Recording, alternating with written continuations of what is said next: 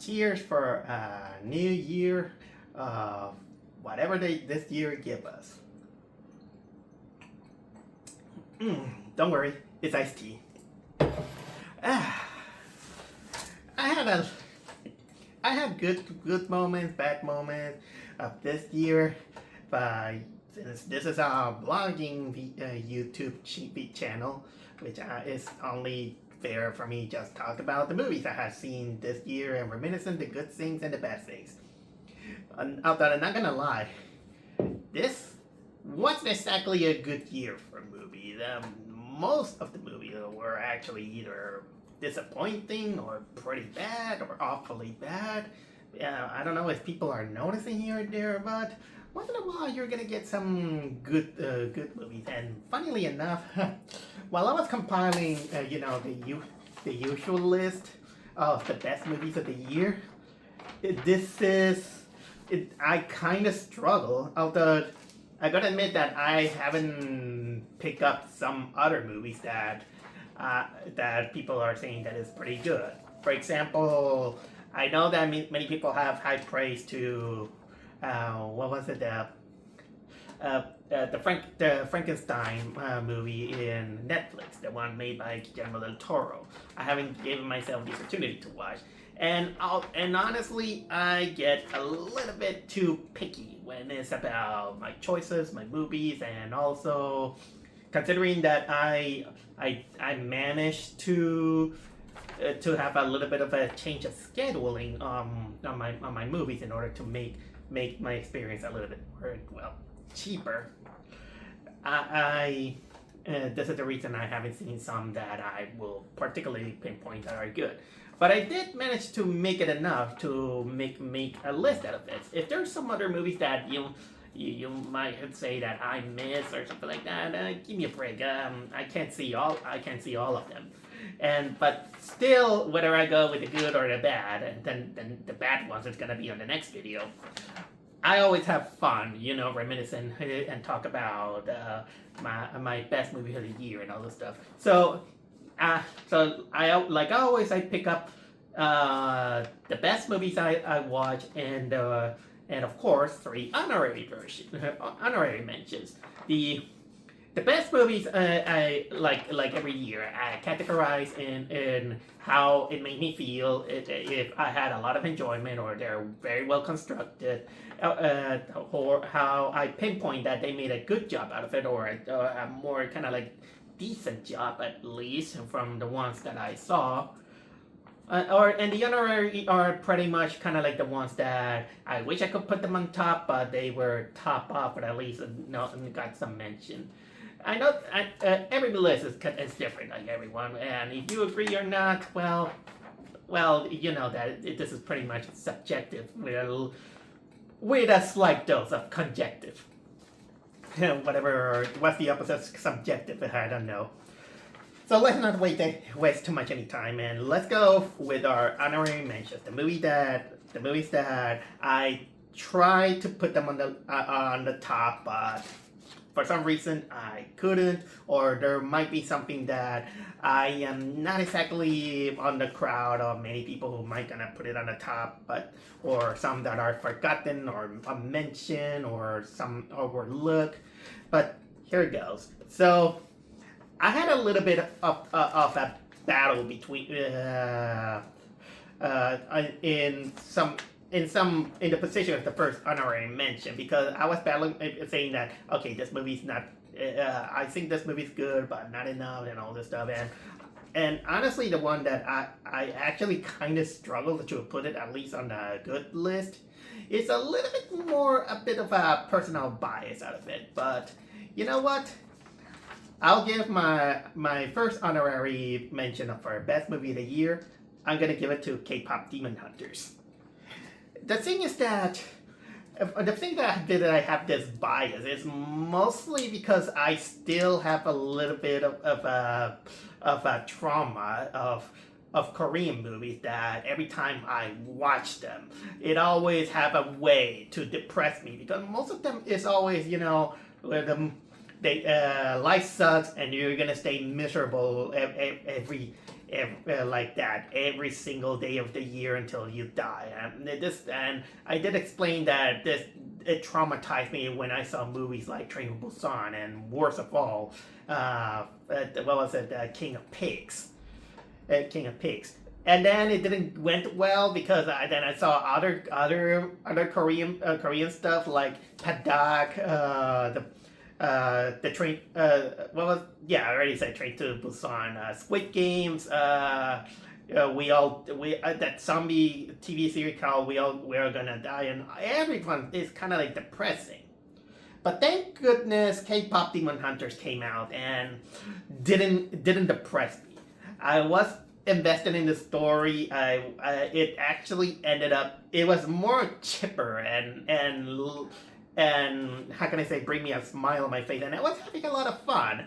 Even though I'm not exactly kind of like the biggest fan of the kind of like the Spider-Verse type of animation, which is good, but I kind of begin to see a little bit of its disadvantages, which I personally find it kind of like a shortcut to showcase your true animation skills. Although it does leave this stop motion kind of feel that I appreciate. I appreciate. Maybe it's not my own kind of thing, but the biggest thing why I also put it kind of on the top is that I'm not gonna lie, is that the songs are actually really catchy, and I think this is the biggest reason why this movie was a huge success. It's the songs. The songs are have a good mood. It makes you.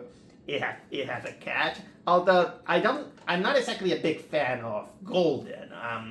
Honestly, the antagonistic song, the Takedown, has a much more of an upbeat. But probably my favorite song is actually the Soda Pop, which is sung by the villains. By the villains. Although there are some stories, some parts of the story that it should need a little bit more polish. For example, they focus a little bit too much on kind of like on the main character instead of, for a movie that kind of start up. It should have been a little bit more about the three girls. We have to, but it concentrates only on one, even though she has a compelling story, but. I think that mostly for a story that it kind of bring up a franchise, maybe that especially with someone that has three main characters, maybe a little bit more of the three will have been work. But that's just me. But either way, K-pop Demon Hunters. I'm glad it had this fandom, and let's see if I know that they're working on the second one, but we'll see what happens. My number 2 is a slasher that I was surprised that it was decent, and especially considering that it makes fun of one of my most hated genres of movie industry. The movie I'm talking about is Heart Eyes. Heart Eyes it kind of makes fun of itself about rom-com movies, which I really don't like. Every rom-com that I've seen is always, awkward humor, kind of forced romance, even when there is no chemistry on the leads, or everyone act kind of like trying so hard to be silly, but unfortunately it's not funny. It's just awkward. But people kind of confuse awkwardness with funny, and so a movie like Hard Eyes, it just doesn't try to be very grand. It just makes fun of itself, and it's ludicrous as hell. And the lead actually does have a semblance of how kind of chemistry, and it's a little bit self-aware. That's what I get. Even though I can't even let pass some of the how can I say some of the ridiculous things, like for example the nonsensical plot twist, some of the motivation of the characters, but either way, I think that this movie is a little bit forgettable. There are some moments that I barely remember, but but I had to put it there because at least it was something that didn't make fun of some of the worst aspects of rom-coms. Finally my third honorary movie is, well, call me childish. I put Dogman. Dogman. It is one of those movies in which I find it underrated. It it is silly, and you can tell that it was made for a younger audience, but it also was made by probably adults with a very very young heart. It doesn't take itself too seriously. Well, it's not exactly the biggest. I don't know how in popularity is between Dogman and Captain Underpants because they're from the same creator. I will say that for something that is kind of like crazy, I just let loose and go on with it, go along with it. I did watch it for the second time while I was on a plane for my family trip, and I had kind of like a good enjoyment out of it with the silly stuff that it may kind of it feels like a slap in the face, but it's kind of like a good slap in the face. Although I do kind of agree that what made it less and less memorable, I will say that I can criticize that the climax can drag on a little bit too long. This is what probably kills off a little bit the momentum of the whole thing, and yeah, that's pretty much the thing. But when you look at it deep down, it also has its heart. Especially when you see the layers between our protagonist Dogman, but more importantly the antagonist, which is of course Petey the cat. Petey was the one that single-handedly stole the movie. He was really funny. His quote unquote evil was is hilarious, and of course his both characters' relationship with the little cat named Little Petey is adorable. So it's an adorable movie that I had to put it as my honorary mention. But yeah,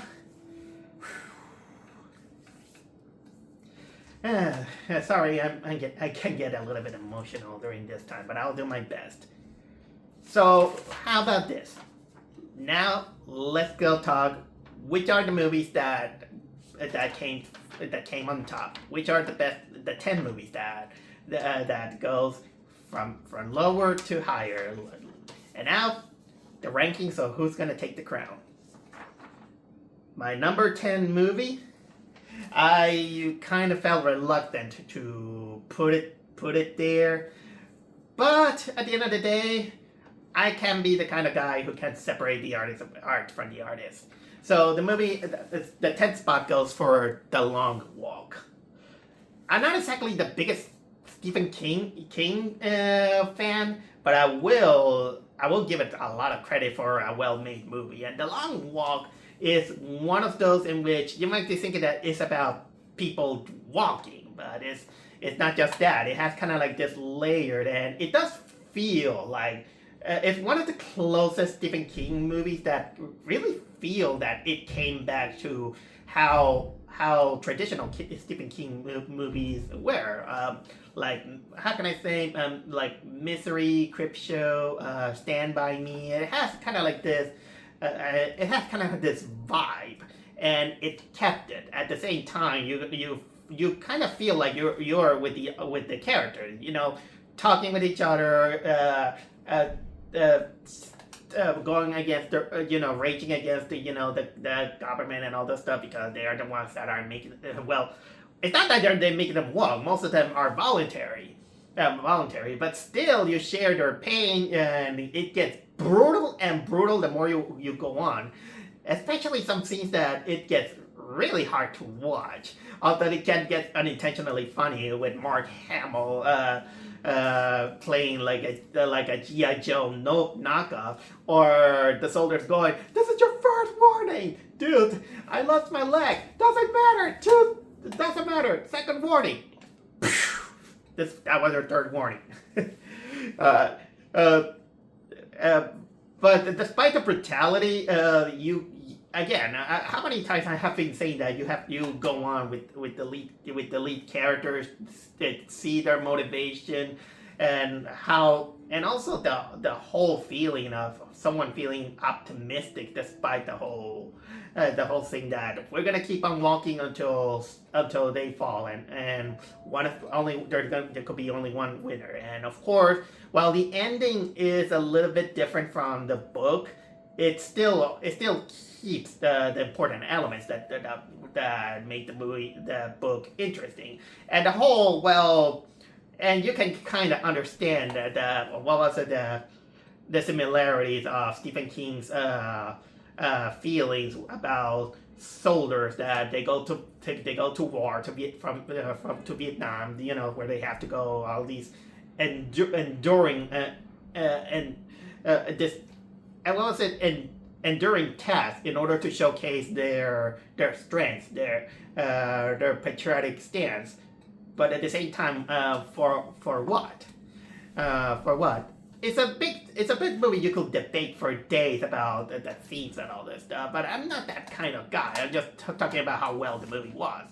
But still, the longest walk the surface spot, at least number 10.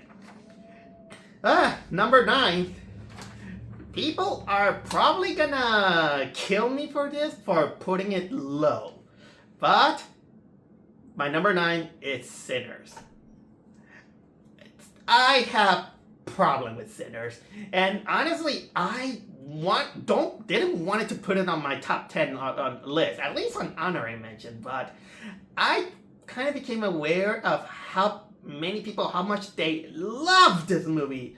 Even thought I can see a lot of the problems that this movie had, that it doesn't deserve to be not even on the best of the year, or maybe a low on the best of the year. Because granted, this movie has some great stuff, but let's face it, I think that this is one of those movies in which it loses its meaning once the horror aspect comes. Because here's the thing. It has great acting. It has great atmosphere. It has a lot of things good.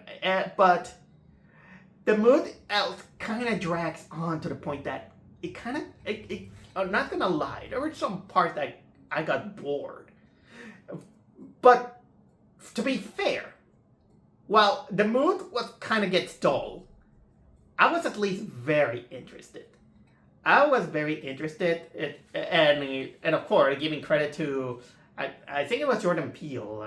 No, not Jordan Peele. Michael B. Jordan. Yeah, Michael B. Jordan playing himself as twins.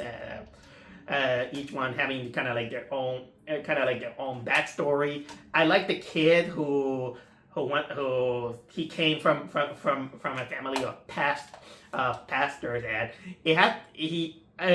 and also it has kind of like the guitar, in which the movie kind of made the big mistake that it always goes with the same trap that we see basically the end of the movie, and then we'll see the story like this is what happened a few hours later, and that was kind of like that was kind of like a tiring.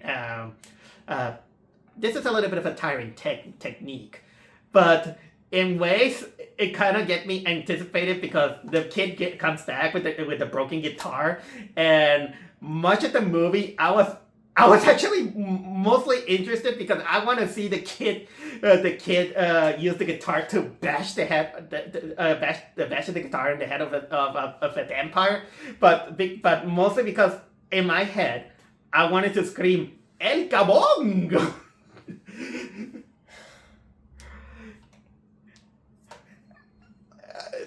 But despite that, I kind of like a little bit the themes. Even though the music section that happened, it was a little bit too pretentious for my taste, and of course the ending, I was like, okay, I get it.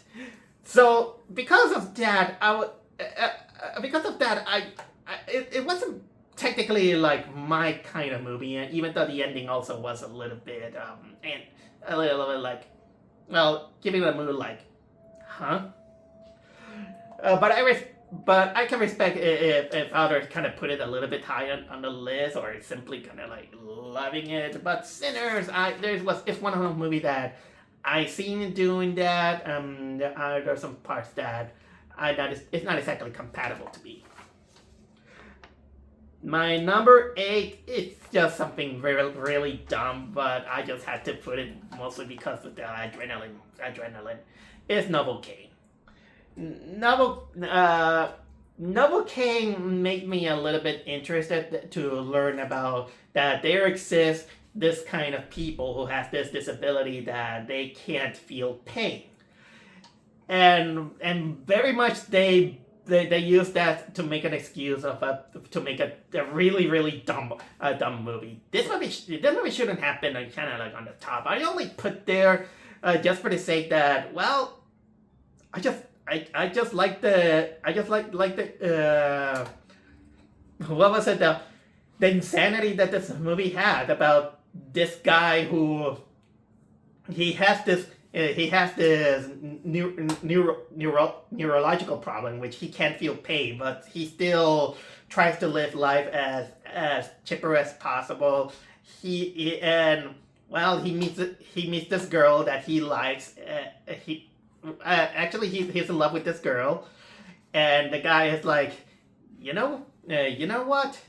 I'm gonna try to improve my life and ask her out, but of course, he also has some hidden layers that it propagates into kind of like a damsel in distress kind of film, but it gets a little bit ludicrous because the guy can't feel pain. Yeah, he goes kind of like in extreme lengths to battle these enemies and torture his body to the point that it's just like when he uses glass in order to make himself a makeshift weapon out of glass and his own fist. So it's kind of like an optimistic kind of feel that it doesn't try to take itself seriously, and I would just go along with it. And I also put it on number 8 because, well, the main character is actually likable. I could empathize with the character, and well, it also leads to a little bit of a satisfying climax that is not perfect, but it's satisfying. It's satisfying in a way that I just kind of glad that I just watched it kind of like a simple, dumb movie that it wasn't exactly painful because I didn't feel the pain on this movie. Number 7. I never expected to put this movie on the list, but because it's one of those movies that I could smell that nostalgia bait, the middle-age syndrome thing, but that movie became one of my biggest surprises of the year, and that is The Naked Gun. The Naked Gun 2025 is probably the biggest surprise I had, in which I was expecting this movie, dreading this movie because, well, no one's gonna top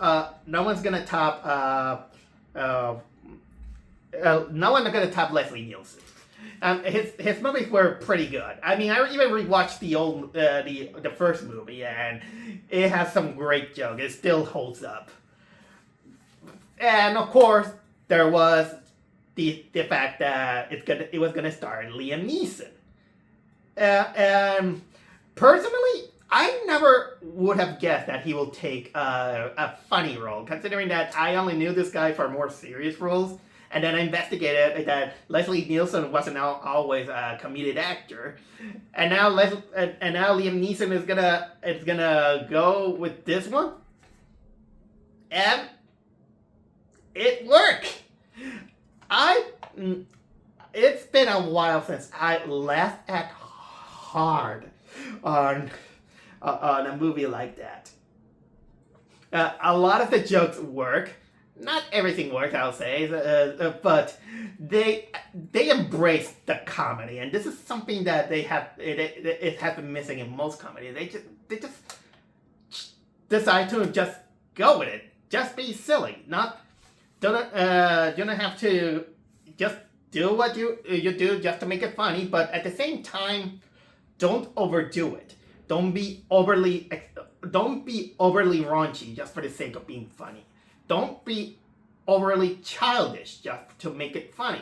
It has this balance that it makes a healthy comedy. I mean, they can make some raunchy moments, but it's not overly abused, and it's not, well, the staple that they do it over and over and over. Like for example, how can I say, some movies that stars what was it? What was it? Seth Rogen. Yes, Seth Rogen. In which they just go for the shock value like every three or every minute or so. I mean, it has its place, of course. I mean, I enjoy movies like This Is the End. It needs to kind of have the break.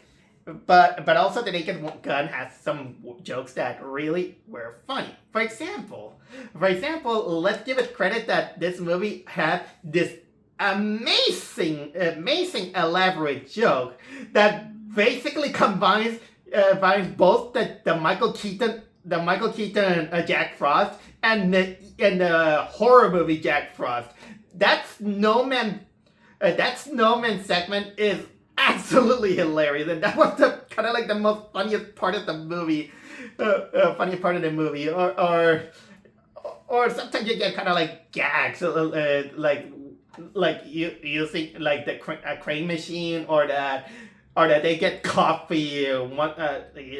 They get coffee out of nowhere because they're cops and they always use kind of like coffee. It's like, hey, thank you, and those little things make kind of like the movie just a roller coaster of hilarity, and this is why I had to put it at my number 7.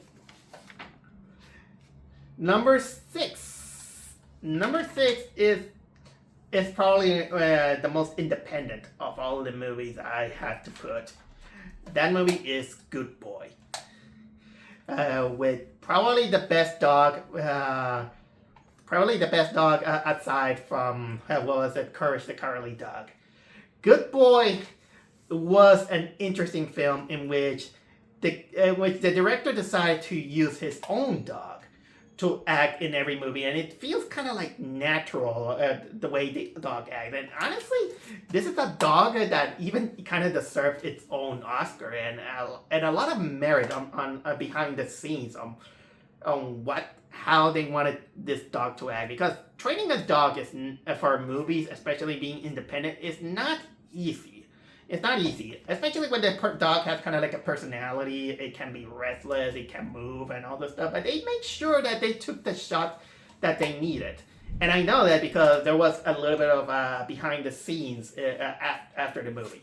But for the movie itself, you can tell that it is a really, not just, I wouldn't say that it was kind of like the scariest thing ever, but it plays out the scares well, but at the same time is very emotional, and it was good that it was more in the point of view of the dog, and not only the dog is kind of like the main character, it's also an extension of the other protagonist, which is the owner who has this health problem and he's struggling with it. He's struggling with the case of mortality, and the dog senses it and tries best to defend the owner, even though there might be a little bit of a, how can I say, this something is off about the place where they went, and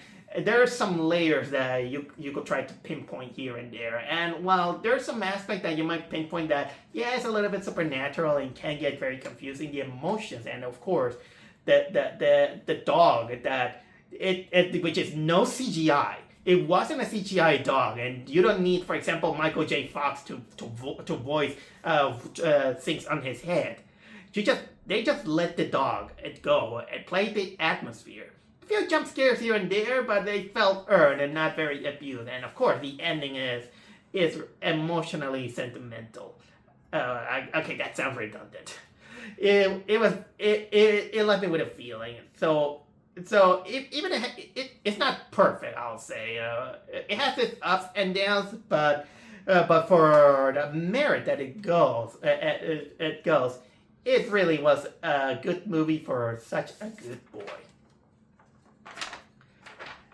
My number 5, that one obviously was going to be there.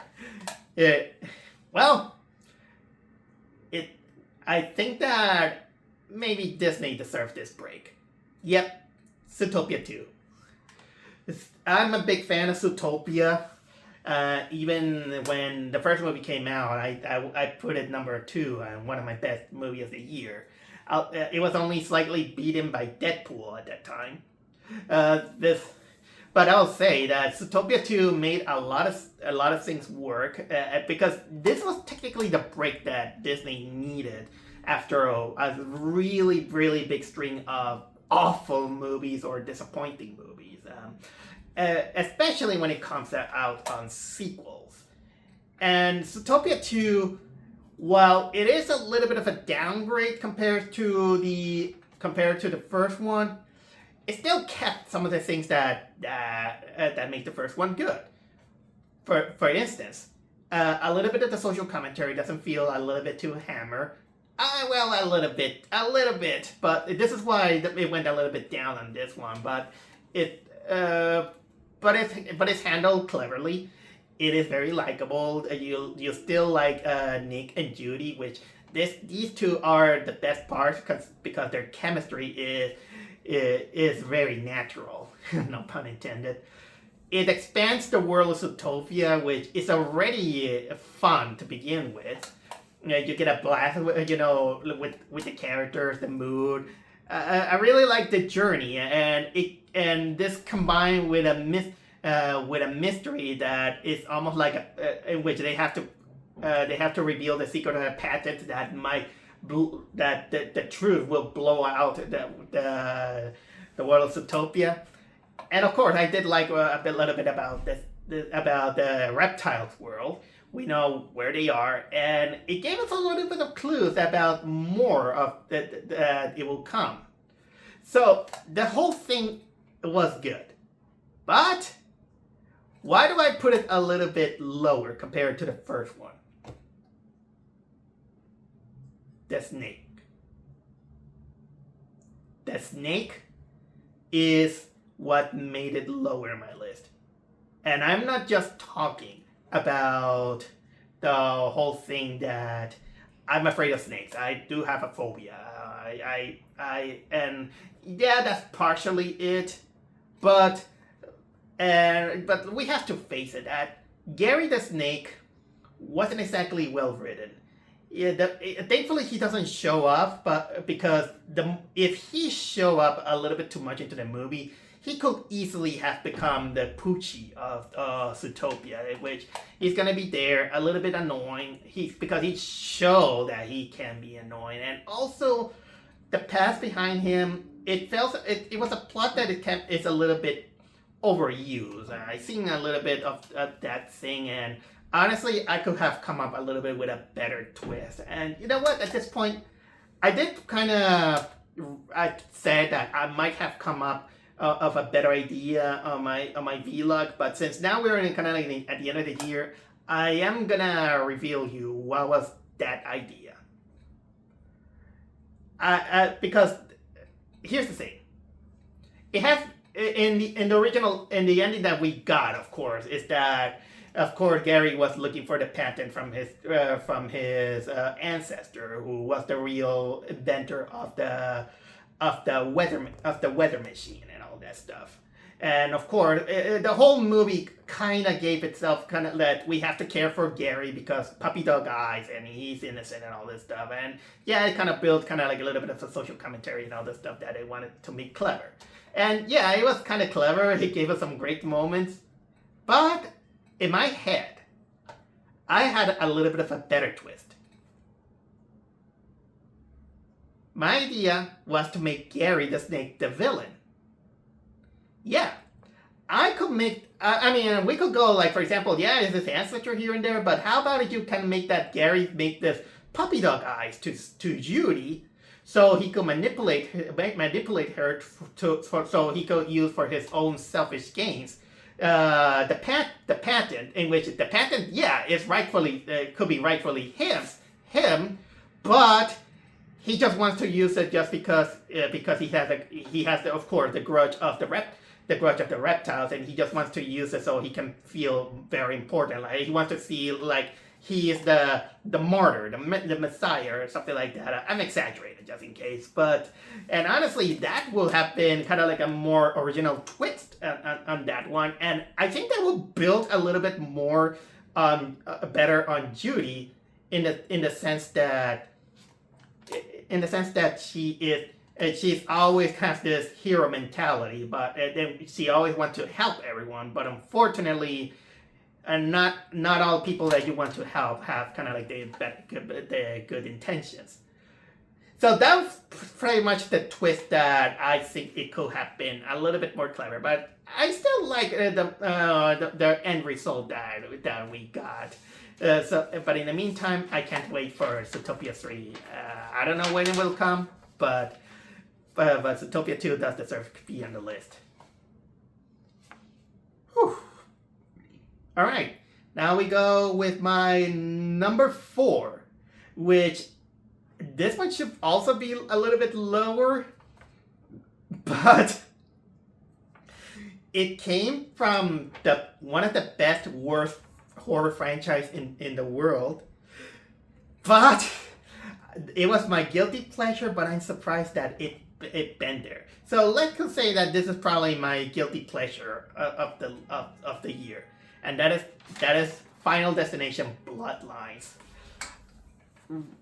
Shit, you know me. I am 100% aware how bad a lot of the Final Destination movies are, how corny they are, how dumb they are, how even the plot doesn't make sense. It's just you evade death, then death has a grudge on you. That's it. And Final Destination Bloodlines could have been the easy recipe to fail. Considering that a lot of horror movies, and now we're kind of like in an era in which they're bringing back old IP to make kind of like this new generation or something like that. So, but this one not only embraces the dumbness of Final Destination, but also it kind of shows that it had learned some mistakes. Like, for example, most of the characters that you follow are not 100% assholes. They act assholes, but they have kind of like their own motives. So also you are compelled with kind of like the story that they go through. You feel bad for them. So yeah,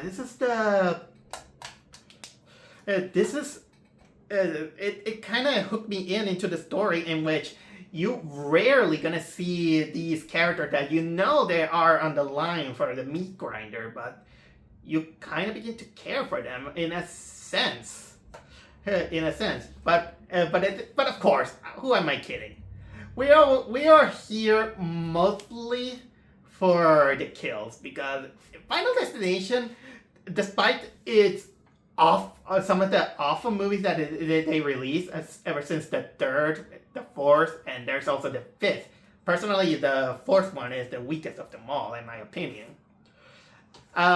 You know that you're not there for that. You only go for the Rube Goldberg machine that it gives you kind of like this anticipation, say, what's going to happen, and it goes what you expected, or it doesn't go what you expected, or sometimes it goes what you expected, but brings it so much more, in which it gives you kind of like this sadistic laugh out of it. Especially because in this movie, 2 or 3 of the Rube Goldberg machine, it's all because of a small penny, a small coin. It becomes the igniter of a lot of the disasters and is shockingly hilarious. It just so I could even at the end the penny comes back and it's just dumb and hilarious. It's just oh my god! And of course we got the we remember the MRI or the scene in which is gross. Let's say that was probably the most impactful of all. And of course, we got the final moment in which we see our actor who played the Candyman. The name escapes me. I think it was Tony Todd. We see him one final time because he passed away last year. And well, funnily enough, the way he says his goodbye, it really was heartwarming because man, that it felt like he knew he was gonna die, and he's like, well, I did my best. You do your best. I'm out. And you know what? With this, I will say that it was a very satisfying movie that I had to put it high on the list. And if there's gonna be other Final Destination movies, bring it on. And even if it goes horribly bad, I'm in. I don't care. I'm in. Number 3.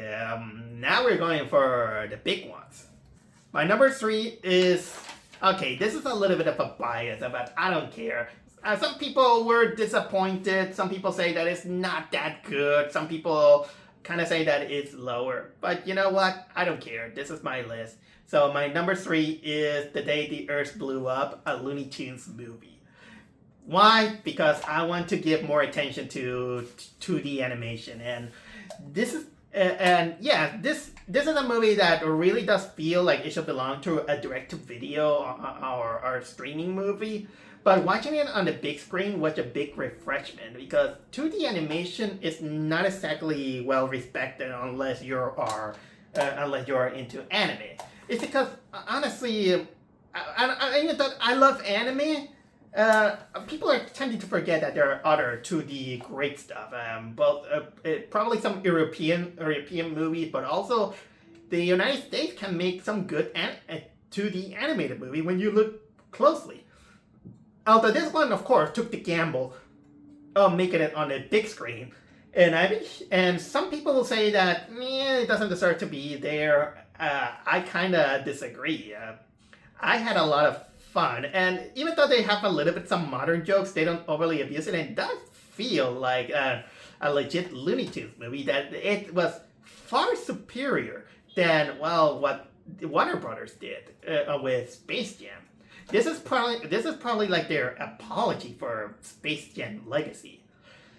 And of course, you can tell that for all the silliness that the Looney Tunes had, and in this case using Porky Pig and Daffy Duck, it also has a lot of heart, I'll say, especially the scenes with Farmer John, in which the way he used is hilarious, but at the same time, you can tell that this movie has his heart in the right place, and it makes the whole ludicrous, silly aspect of what the movie is about, which is basically a parody of those old sci-fi movies. In this case, of course, a combination between the Day the Earth Stood Still and what was it? Invasion of the Body Snatchers.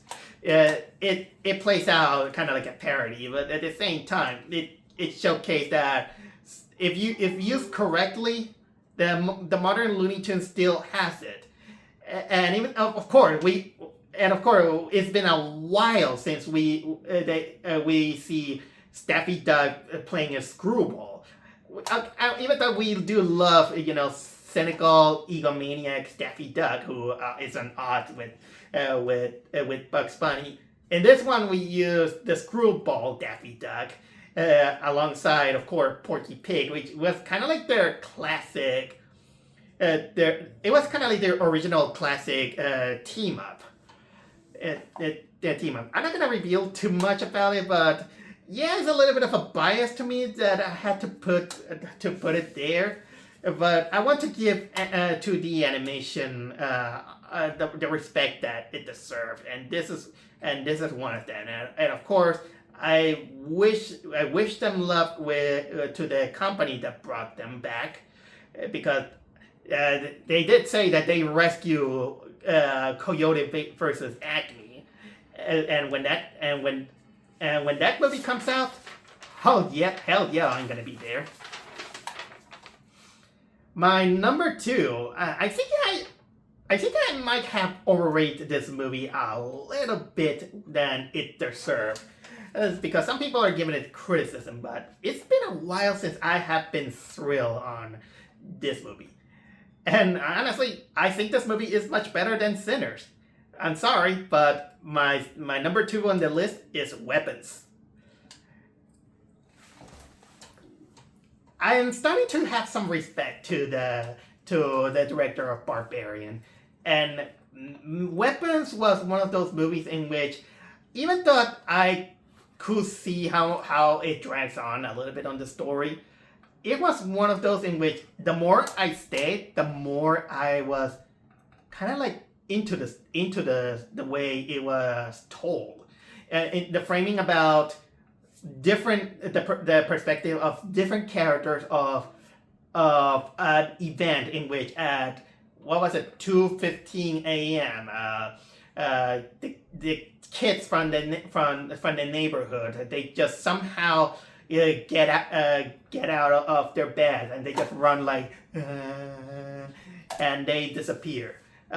Parents are shocked. They blame a teacher for what it happened because it was basically her responsibility to watch the kids apparently. And well, we see the perspective of her, one of the fathers, the principal, the junkie, the cop, one of the cops, and of course, the only child that did come to school on that fateful day. And well, the movie we only see the perspective of these characters, but me as the audience, we were really kind of like hooked and seeing what the hell happened. And even though you might feel a little bit saying that, oh, it was obvious that this is what happened. I was still kind of like enthralled about what the hell what kind of happened, and the pieces keep building and building and building, and well, some of the scares are mostly a little bit on the atmospheric side, and they have a little bit of jump scare from what I can tell, but it didn't overstay. It kept my interest really going on. That is until, of course, everything unfolds on the final act, in which, since we're now there, spares that I can say spoilers here and there. Yes, everything was because of a witch. This grandma, a granny kind of character that she has kind of like this exaggerated lipstick and wig and all this stuff. She was the main reason for all this, and of course. This is where a lot of people have their division, in which the ending, many people feel like it was a little bit too silly because of the tone. And you know what? I don't care, because in my head, it was really, really unintentionally so funny at the end that it brought me back to the ludicrous ending from The Witches made by Robert Zemeckis. It felt like the sequel of that, and you know what? With the whole "and kill the witches!" Yeah!